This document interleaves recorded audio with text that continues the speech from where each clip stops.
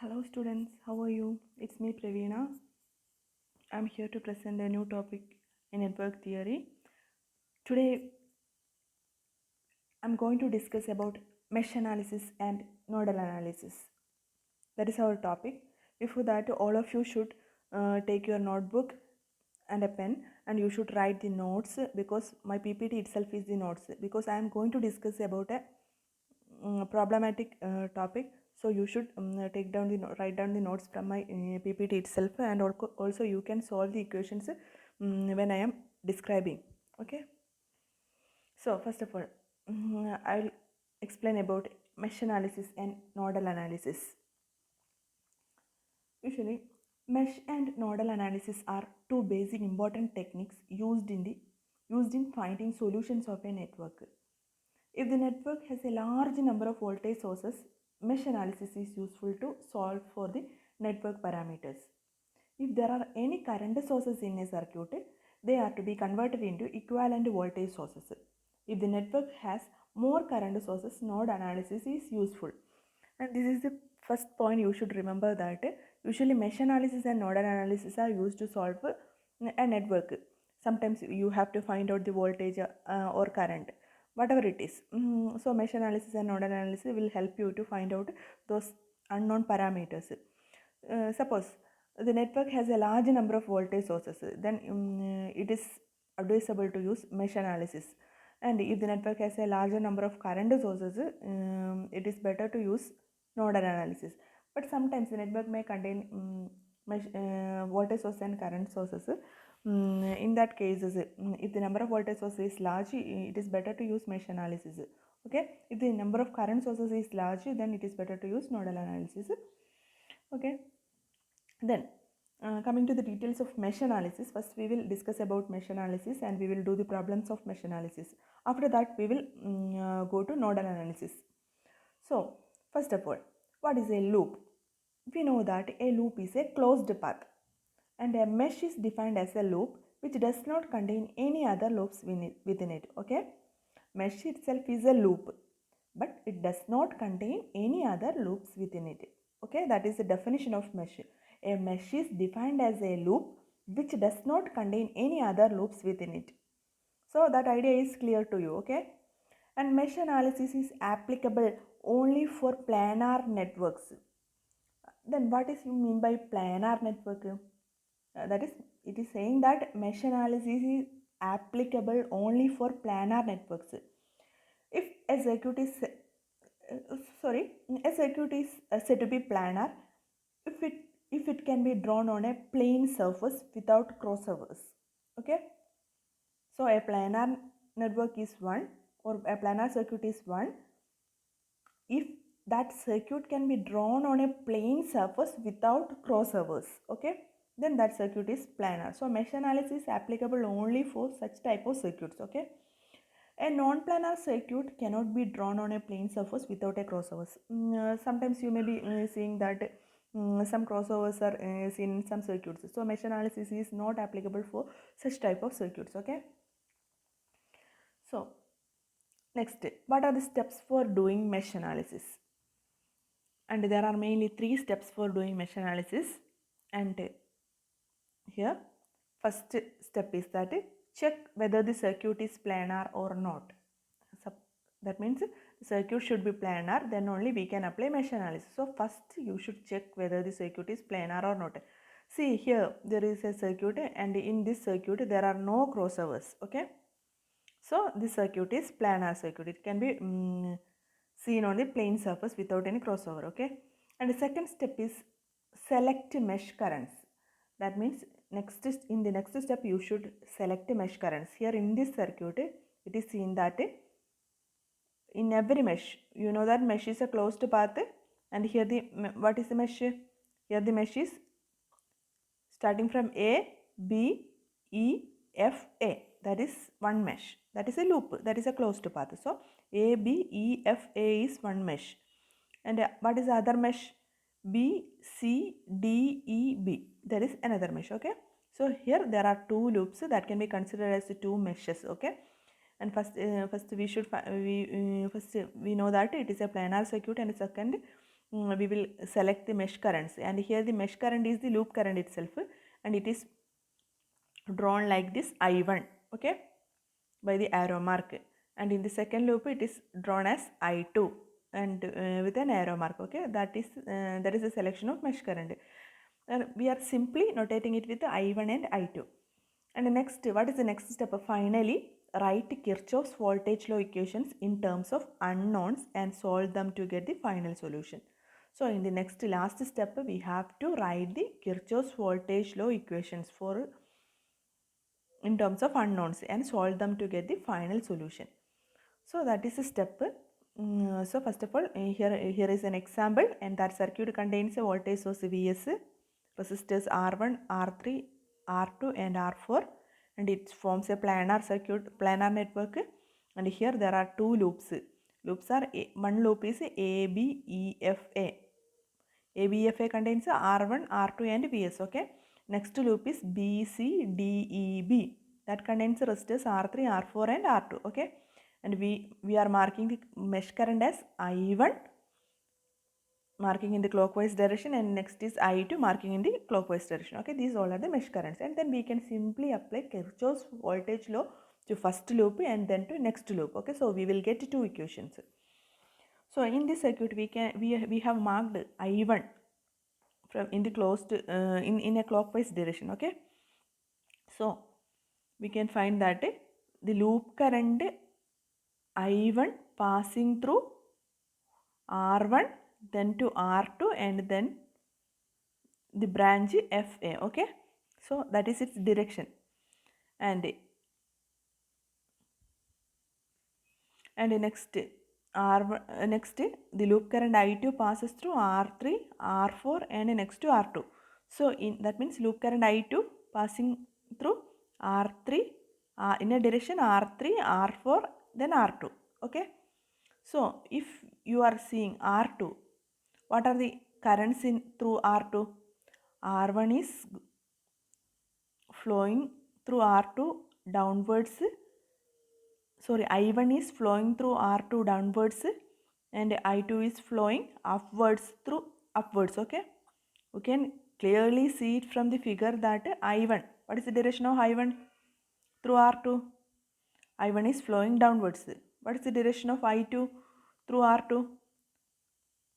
I2 is flowing upwards, okay.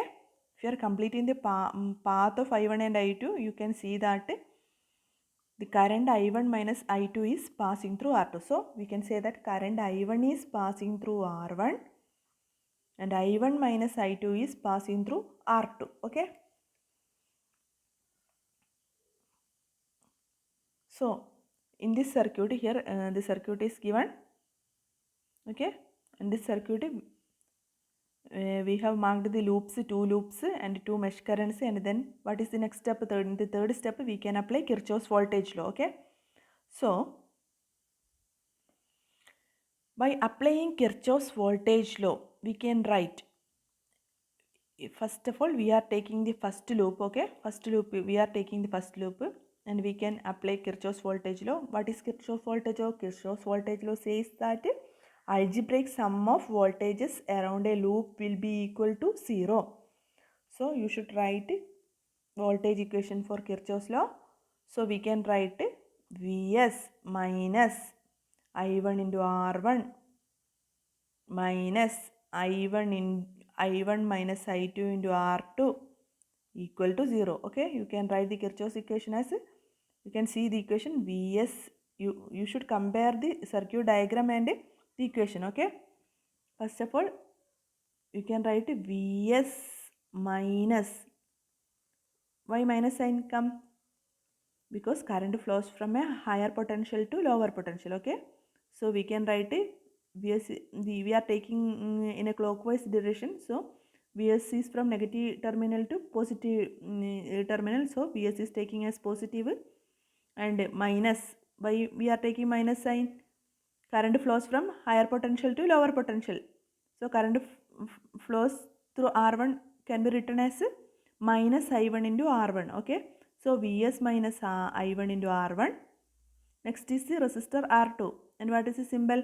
minus, similarly we can say that current flows from higher potential to lower potential, so it has a sign minus. What is the current through R2? Current through R2 is I1 minus I2, so we can write it as minus I1 bracket I1 minus I2 into R2 equal to 0. So that equation written in this side, sigma V equal to 0, and Vs minus I1 R1 minus R2 into I1 minus I2 equal to 0. Okay, so we can rearrange that equation as equation number 1. So you should get the concept first, how we are writing the equation. Okay, so we can rearrange the equation as Vs can be written as Vs is equal to, and other terms can be taken right to that of equal to symbol. So we will get Vs equal to I1 R1 plus R2 into I1 minus I2 equal to 1. Okay, the current through R2 is I1 minus I2, that is why we are taking the term I1 minus I2 in equation 1. Okay, that is the first loop equation. So first loop equation is given by equation number 1. Next, what is the next step? There is another loop, that is BCDEB, that is a mesh. Okay, why it is calling as a mesh? It does not contain, that loop does not contain any other loops within it, so we can call it as a mesh. Okay, so for the mesh BCDEB, we can write the voltage equation as sigma V equal to 0. Since this loop does not contain any voltage sources, we can write the equation as, what is the equation? Sum of voltages will be equal to 0. We can write the equation as current into resistance. The summation of current into resistance will be equal to 0. So starting from the point B, we can write the equation as, so we are writing the voltage equation. So Kirchhoff's voltage law equation can be written as I2 into R3. Here also the symbol is minus because current flows from higher potential to lower potential. So we can write it minus I2 into R3 minus I2 into R4 minus I2 minus I1 into R2 equal to 0.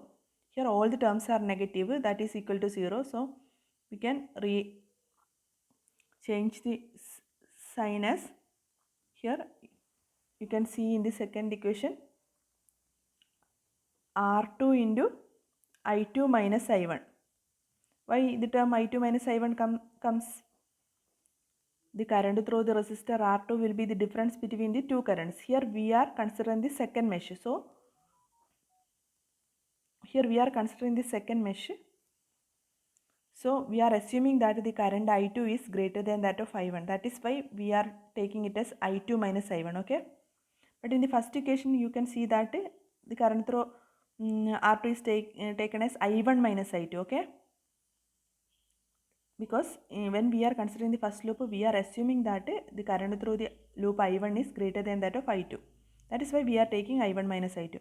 But when we are writing the second mesh equation, the current through R2 is taken as I2 minus I1, because here we are assuming that the current through the second mesh is greater than that of current through the first mesh. That is why we are taking the term I2 minus I1. So the voltage drop across R2 will be R2 into I2 minus I1. Plus next term is, what is next term? Next term is R3. Voltage drop across R3 is equal to I2 into R3. I2 into R3. And what is the next term? Voltage drop across R4. That is, voltage drop across R4 is I2 into R4. So simply we can write the Kirchhoff's law as sum of voltages will be equal to 0. So we will get the equation R2 into second equation. Okay, R2 into I2 minus I1 plus R3 into I2 plus R4 into I2 will be equal to 0. These two equations, we are writing these two equations by simply looking at the loop. Okay, and you should know the direction of current, also the symbols of also the positive and negative symbols. Okay, positive and negative signs. Okay, so we will get two equations, equation 1 and 2. So in these two equations, what are the unknowns? Unknowns are the currents, that is I1 and I2 are the currents, and we can rearrange equation 1 and equation 2. First of all, first equation, we can rearrange the first equation. So we can simply multiply the terms inside the bracket. So we will get I1 into R1 plus I1 into R2 minus I2 into R2 equal to Vs. That is first equation. And from this equation we will get here first two terms contains I1. So I1 can be taken outside, I1 into R1 plus R2 minus I2 into R2 equal to Vs. So this is an equation that containing I1 and I2 term. So that equation is equation number 3. Okay. And next we have to take the second equation.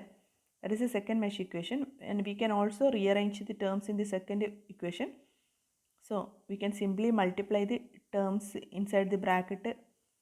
So with the outside quantity, so we will get from the, by rearranging equation number 2, we will get R2 into I2 minus R2 into I1 plus R3 into I2 plus R4 into I2 equal to 0. So this is simple rearrangement, and in that equation we can take I1 and in this equation can also be written as here I1 terms are minus I1 into R2 and plus I2 terms are I2 is common to R2, R3 and R4. So we can write it as I2 into R2 plus R3 plus R4 equal to 0. So second, by rearranging the second mesh equation, we will get minus I1 into R2 plus I2 into R2 plus R3 plus R4. That is equal to 0. That is equation number 4. So by rearranging equation 1 and equation 2, we got equation 3 and equation 4. You can simply look at the equation 3 and equation 4. These two equations, in these two equations, the variables are I1 and I2. So this is two equations with the two variables. So we can solve these equations. Okay, we can solve this equation.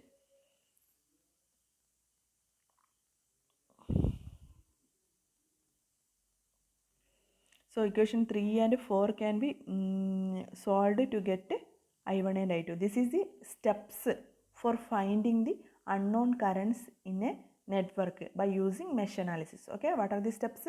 First of all, we have to check whether the circuit is planar or not. First, that is the step, and in second step we have to mark mesh currents as I1, I2, I3, etc. Whatever be the number of meshes, the current will be assumed like that. Okay, and in the third step we have to write Kirchhoff's voltage law to each mesh. So we will get different Kirchhoff's voltage equations. Okay, and by rearranging the Kirchhoff's voltage equation we will get the unknown currents, and you will get the concept very clear when you are doing a problem. Okay, so in the next step we can discuss a problem, and you should write down the question. Okay, the question is that write the mesh current equations in the circuit shown in figure and determine the currents. Okay, question is that write the mesh current equations in the circuit shown in figure and determine the currents. Okay, that is the question. And in the question there is a circuit diagram given, and you can see the circuit diagram as, it contains 10 volt battery, 5 ohm resistor, 2 ohm resistor, 10 ohm resistor and 50 volt battery. Okay, so it is a planar circuit, right? And it contains only voltage sources. So you are asked to find out the currents. Okay, so you know that you are asked to find out the currents, and the circuit contains two voltage sources only, so it is advisable to use mesh analysis to solve for currents. Okay, and first step is we are checking it whether it is a planar or non-planar circuit. Since it does not contain any crossovers, so it is a planar circuit or a planar network. And the second step is we can assume the mesh currents. So here there are two meshes. Okay, so we are assuming two currents, current I1 through mesh 1 and current I2 through mesh 2. So we are redrawing the circuit in the question as like this.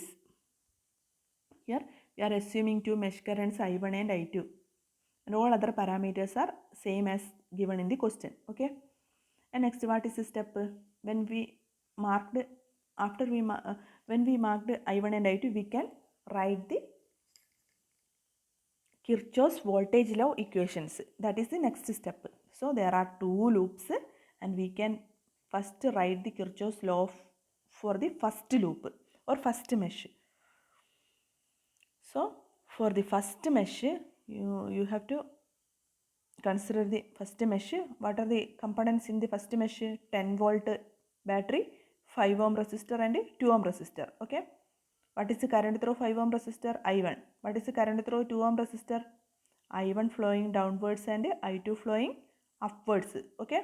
So when we are considering the first mesh whose current is I1, then the current through the 2 ohm resistor will be I1 minus I2. Okay.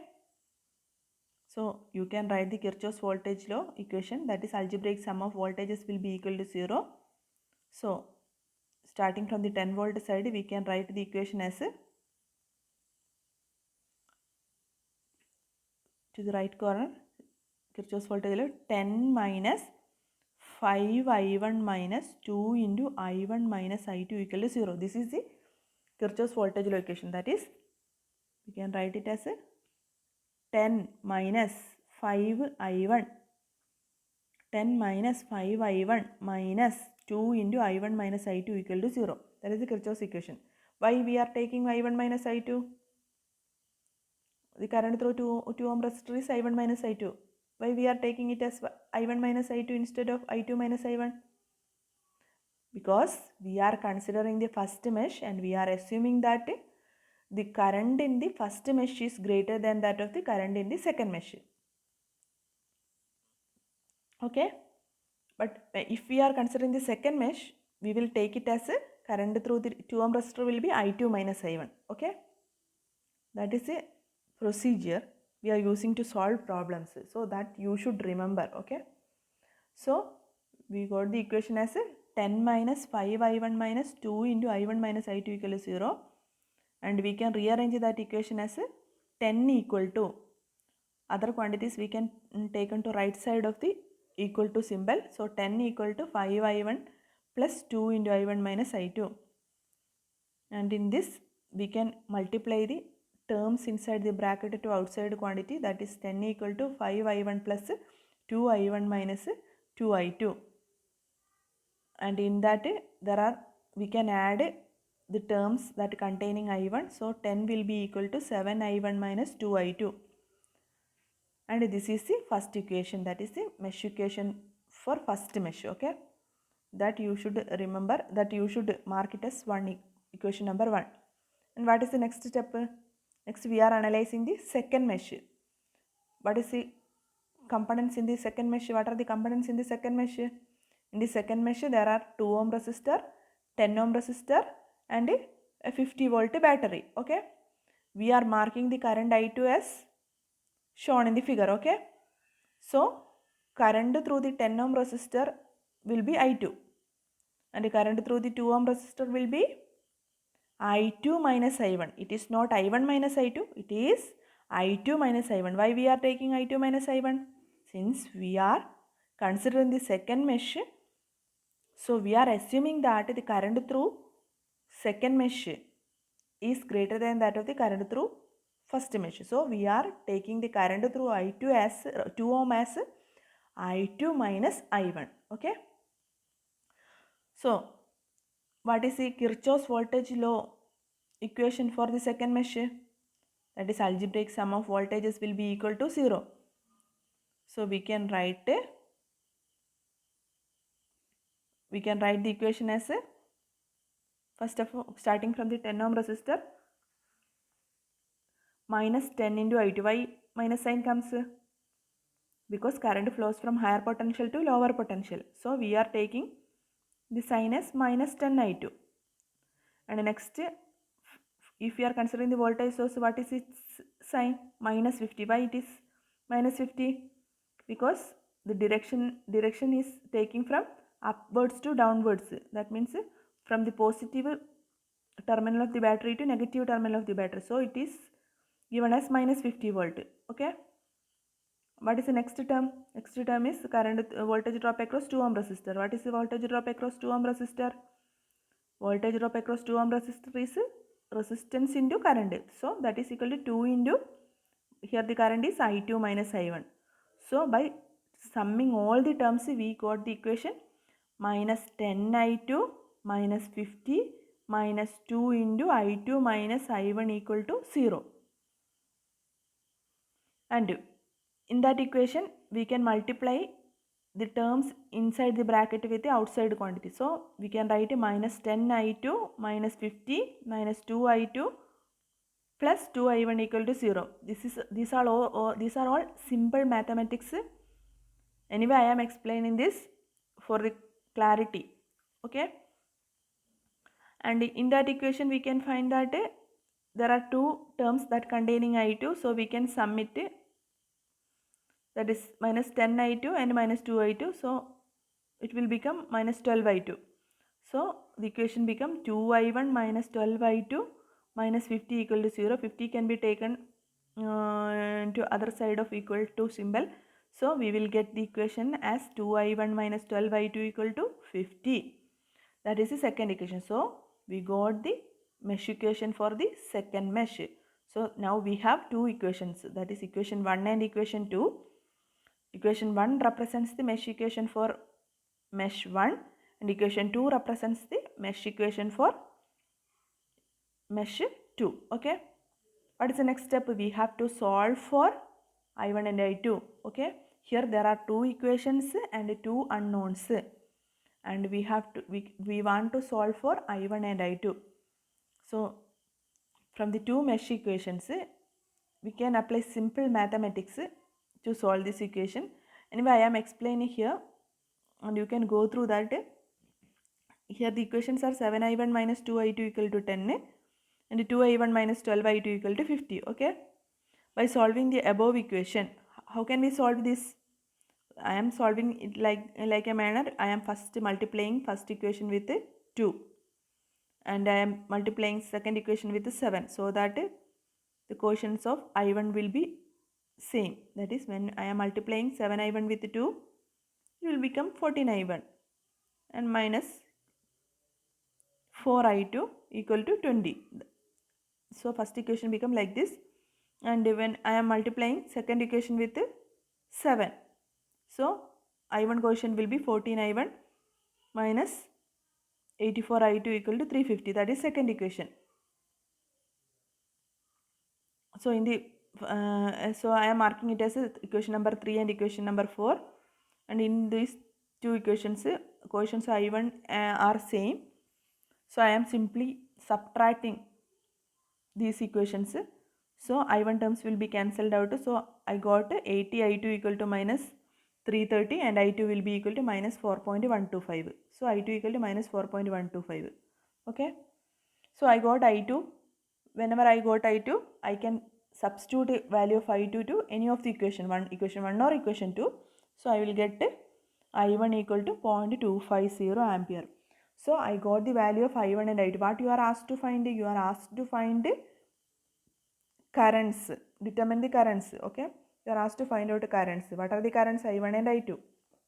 So I1 equal to 0.250 and I2 equal to minus 4.125 ampere.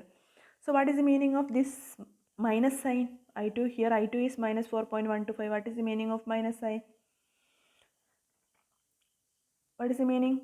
That is, we are assuming the current path I2 is in a manner that is shown in the figure, but we got the value of I2 as minus. That means the actual current I2 flows opposite to the assumed direction of the current I2. So we are taking I2 will flow in a clockwise direction. So from the equation, from the answer, it is find that its value is negative. That means I2 is flowing in a direction that is opposite to that assumed direction. So that's all about this problem. I think you clearly understood whatever I said, and you can simply write the question and figure on your notebook, and you can solve it, because it is the simplest problem in the mesh analysis. And next we will discuss about discuss another type of circuit. Okay. And we are applying mesh analysis to that. I think you should understand, all of you understood this. Okay. So I'm going to next problem.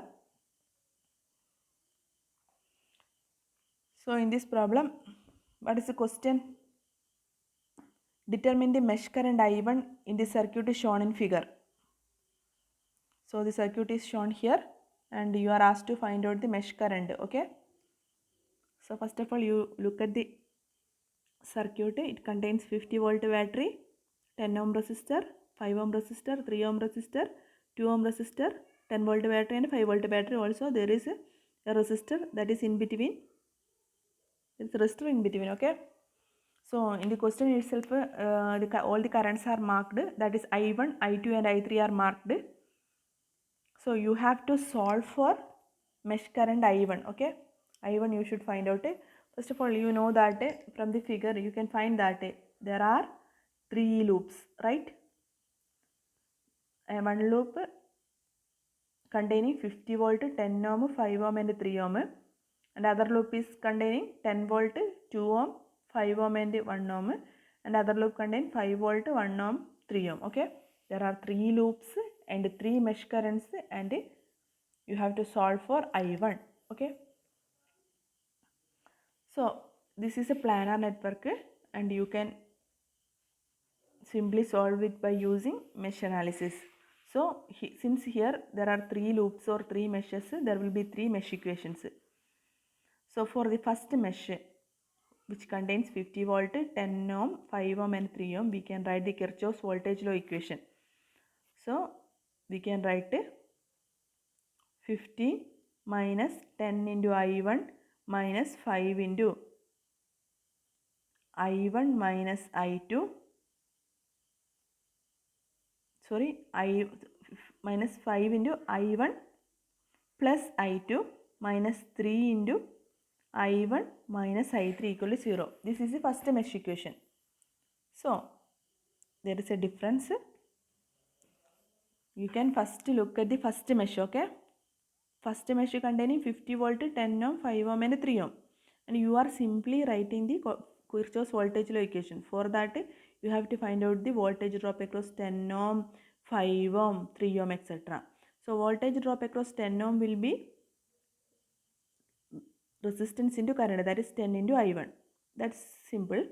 And what is the voltage drop across 5 ohm? That is also resistance into current, but the current through 5 ohm resistor is I1 is flowing through I5 ohm resistor, but 5 ohm is also sharing a current I2, right? Because it is a part of second mesh also. Okay. So the current through the 5 ohm is I1 plus I2. Why plus sign comes? Here we can see that I1 is flowing in downward direction and I1 through 5 ohm flows in downward direction. Okay. When we are considering I2, it's also flowing downward direction, right? We are marked its direction. I2 direction is marked in the question. So in the question it is flowing from 2 ohm. I2 is flowing from 2 ohm to 5 ohm then to 1 ohm. Okay. So it flows in an anti-clockwise direction. So in the 5 ohm resistor, I2 flows in downward direction. Okay. So the current through 5 ohm will be I1 plus I2. So the voltage drop across 5 ohm will be 5 into I1 plus I2. Okay. And next we are considering 3 ohm resistor. What is the current through 3 ohm resistor? In the 3 ohm resistor, current I1 flowing downwards. That is correct. And what about I3? And I3 will come upwards. I3 will flow upwards through 3 ohm. Okay. So the current through 3 ohm resistor will be I1 minus I3. So the voltage drop across 3 ohm will be 3 into I1 minus I3, but the voltage drop will get a sign minus, that is based on when we are applying Kirchhoff's law. Okay, so we can write mesh equation as 50 minus 10 I1 minus 5 into I1 plus I2 minus 3 into I1 minus I3 is equal to 0. Okay, all of you understand it? All of you understood it? Okay, 50 minus 10 I1 minus 5 into I1 plus I2 minus 3 into I1 minus I3. Here in writing the equation, the important thing is that we have to understand the currents in every resistor. That is the important thing. Okay, and in 5 ohm resistor, the current, both the currents are flowing downwards, so the voltage drop will be minus 5 into I1 plus I2. And in the 3 ohm resistor, current is I1 minus I3. Okay, one current is flowing downwards and other current is flowing upwards. Okay, that is, we are taking it as I1 minus I3. Why I1 comes first? I1 minus I3, we are taking I1 minus I3. Okay, since we are considering the first mesh, we are assuming that first mesh current is higher than that of the other mesh current. Okay, that is 3 into I1 minus I3 comes. Okay, so therefore the equation is 50 minus 10 I1 minus 5 into I1 plus I2 minus 3 into I1 minus I3 equal to 0. We can rearrange the equation. We can multiply the terms inside the bracket with the outside quantity, so that will become, the equation will become, before that we are rearranging the equation by taking 50 to the other side of equal symbol. So we will get a 10 I1 plus 5 into I1 plus I2 plus 3 into I1 minus I3 will be equal to 50. That is right. And also we can then multiply the terms inside the bracket with the outside quantity. So it will become 10 I1 plus 5 into I1 plus 5 into I2 plus 3 into I1 minus 3 into I3 will be equal to 50. And in that we can sum the terms of I1, then we will get the equations as 18 I1 plus 5 I2 minus 3 I3 equal to 50. So that is the equation corresponding to first mesh, and that equation contains three variables I1, I2 and I3. So next, what is first mesh equation? We got the first mesh equation, and next we have to consider the second mesh. What is the second mesh? Second mesh is that mesh which contains the mesh current I2. Okay, and mesh current I2 flows through 2 ohm resistor, then through 5 ohm resistor, and then through 1 ohm resistor. Okay, so we can simply write the mesh equation. What is the current? What is the voltage drop across 2 ohm resistor? The voltage drop across 2 ohm resistor will be equal to 2 into I2. What is the voltage drop across 5 ohm resistor? It will be 5 into I2 minus I1. Why I2 minus I1 comes? We know that the current through the I2 5 ohm, current through the 5 ohm is I2 flowing downwards and I1 I2 flowing downwards and I1 flowing downwards. So we are writing it as 5 ohm into I2 plus I1. And what is the voltage drop across 1 ohm resistor? When we are considering 1 ohm resistor, I2 is flowing from left to right. Similarly, I3 is also flowing from left to right. So voltage drop will be 1 into I2 plus I3. So next we can apply, this is the loop, second loop that containing I2. So we can write the mesh equation by applying Kirchhoff's voltage law. That is, algebraic sum of voltages will be equal to 0. So we can write, starting from 10 volt, we can write 10 minus 2 into I2 minus 5 into I1 plus I2 minus 1 into I2 plus I3 will be equal to 0. That is the equation. Okay. That is 10 minus, why 10 comes? Since we are considering that we are going in an anti-clockwise direction, so our path is from negative terminal of the battery to positive terminal of the battery. So 10 volt will take a positive sign, but when we are coming to 2 ohm resistor, the current flows from higher potential to lower potential, so we are taking negative sign. Similarly, in the case of all the resistors, current flows in a direction from higher potential to lower potential. So for the voltage drop across every resistor, it will take a negative sign. So the mesh equation are 10 minus 2i2 minus 5 into i2 plus i1 minus 1 into i2 plus i3 will be equal to 0. We can rearrange the equation by taking 10 into right side of equal to symbol. So we will get 2i2 plus 5 into i2 plus i1 plus i2 plus i3 equal to 0. We can multiply the terms inside the bracket with outside quantity. So we will get the equation 2i2 plus 5i2 plus 5i1 plus i2 plus i3 will be equal to 10. And we can add the terms that containing same coefficients. So we will get 5i1 plus 8i2 plus i3 will be equal to 10. That is the second mesh equation. Okay. So we got a first mesh equation and second mesh equation. Both of these equations contains variables such as i1, i2 and i3. Next, what is our next step? Next, we have to write the third mesh equation. Similarly, the third mesh contains 5 volt battery, 1 ohm resistor, 3 ohm resistor. And what is the mesh current? I3 is the mesh current. Okay.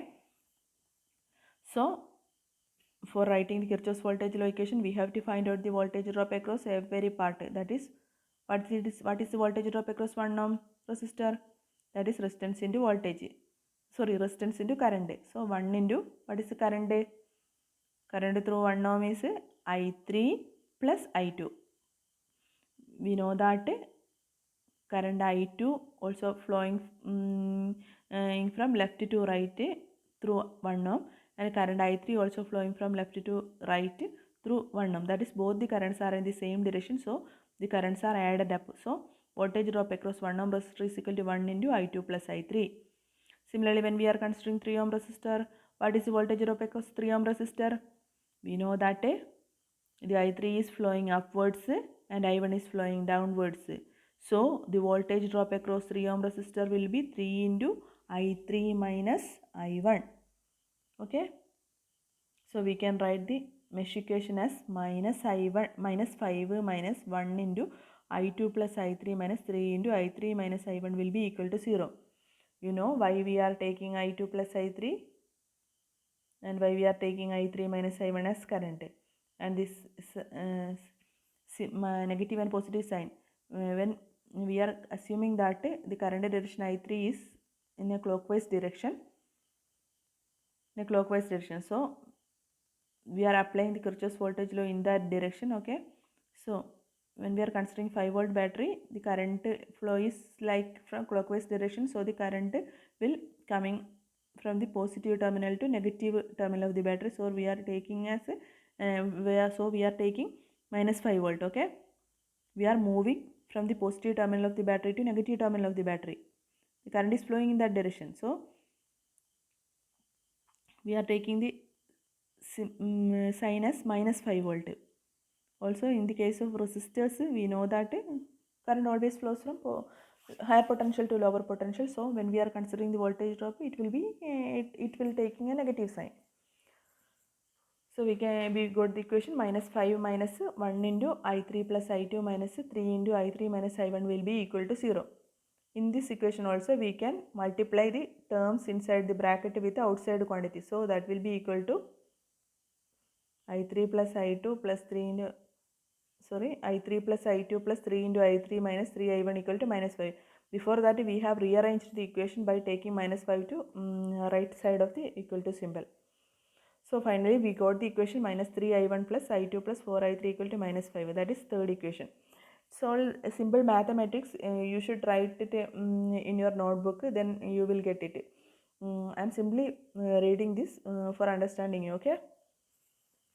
So we got three equations, equation 1, equation 2 and equation 3, and both of these all of this equation contains variables I1, I2 and I3.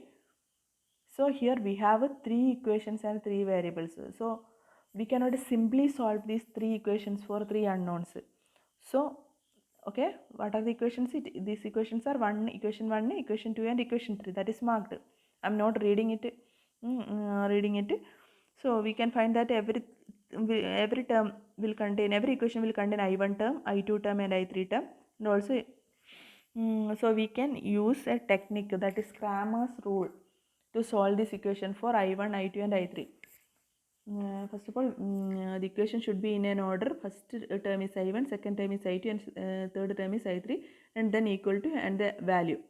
And the second equation also the value first term is I1, second I2, third I3. The third equation also first term is I1, second term is I2 and third term is I3 and then equal to the value. So we have to first write the equations in that manner. Okay.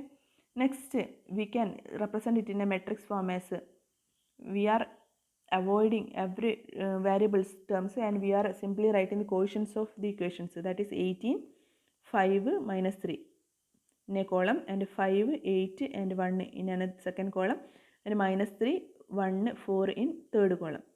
So this is the matrix representation and then I1, I2, I3 is another matrix and the third matrix is equal to 50, 10, minus 5. Okay. That is the matrix representation of this equation and we can apply Cramer's rule to solve this equation. Okay. Cramer's rule can be used to solve this equation for I1, I2 and I3. So there is a simple mathematical procedure for getting the first variable I1. I1 will be equal to determinant of what is the matrix value? 18, 5 minus 3, 5, 8, 1 minus 3, 1, 4 is the matrix corresponding to this equation. We are simply replacing the first column with the value in the matrix 50, 10, minus 5. Okay, 50, 10, minus 5. So for getting the value of I1, we are taking the determinant of a matrix whose first column value is replaced with the values right side of the equation. Okay, that is 50, 10, minus 5 comes first and then the I2 variable and I3 variable 5, 8, 1, minus 3, 1, 4 divided by determinant of the equation matrix. Okay, that is the determinant of equation matrix is 18, 5 minus 3, 5, 8, 1 minus 3, 1, 4. So when we are taking the ratio of these two determinants, we will get the value of I1. That is a simple procedure. You should have to first write the matrix representation of three equations. Okay,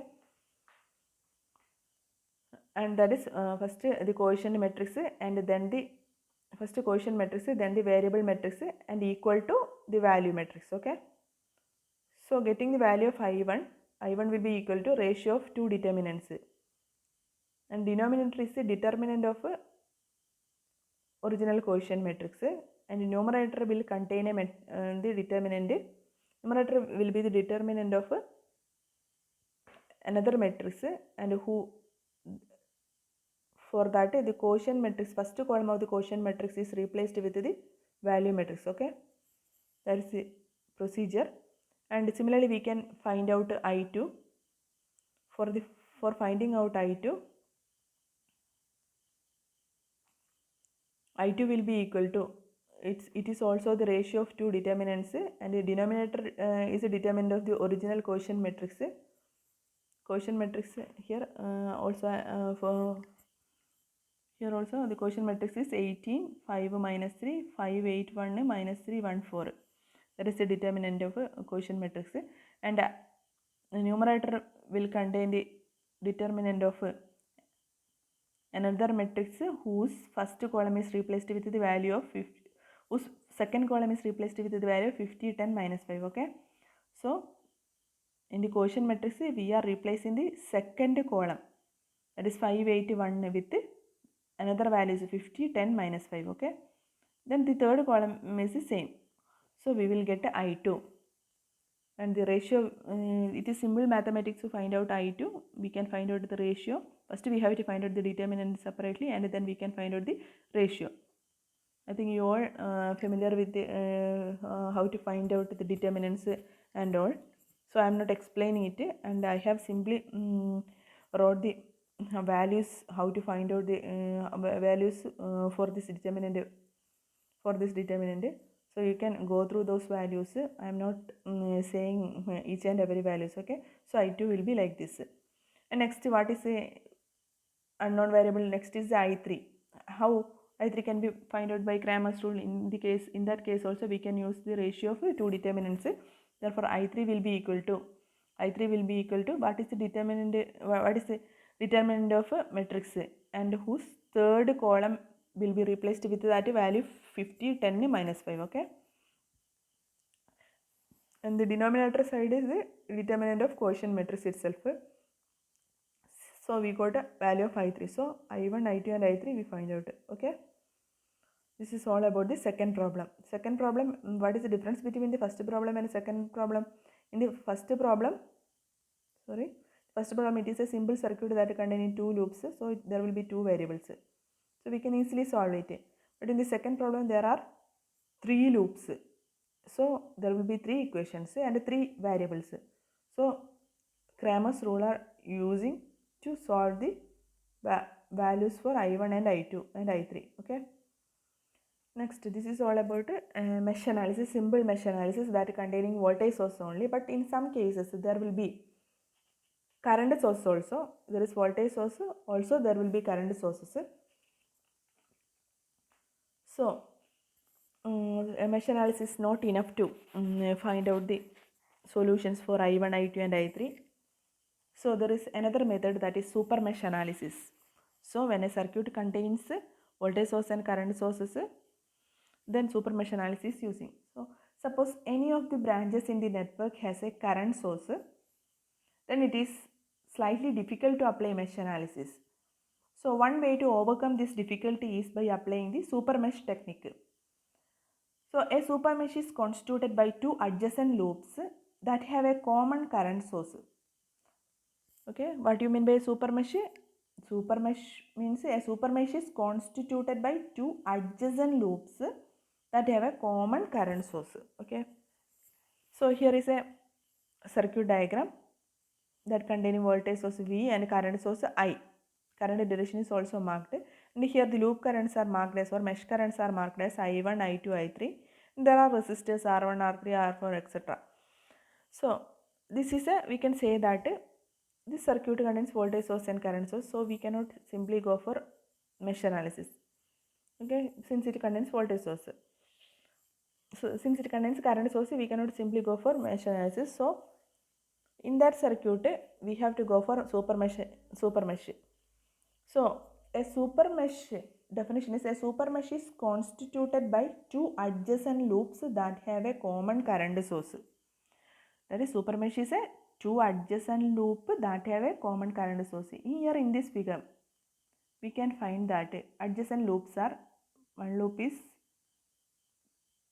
that loop that contains I1 current, and another loop is another loop that contains I2 current, and adjacent loops that contain a common current source. These two loops contains a common current source that is marked downwards. Okay, so super mesh is the mesh or loop that containing two adjacent meshes or loops with a common current source. So V, R1, R3, the closed path from V to R1 through R3 to V constitute the super mesh. Okay, so you can understand the concept very clearly by doing a problem, how we are taking the super mesh by avoiding the common current source, and we will discuss it in the problem section. Okay.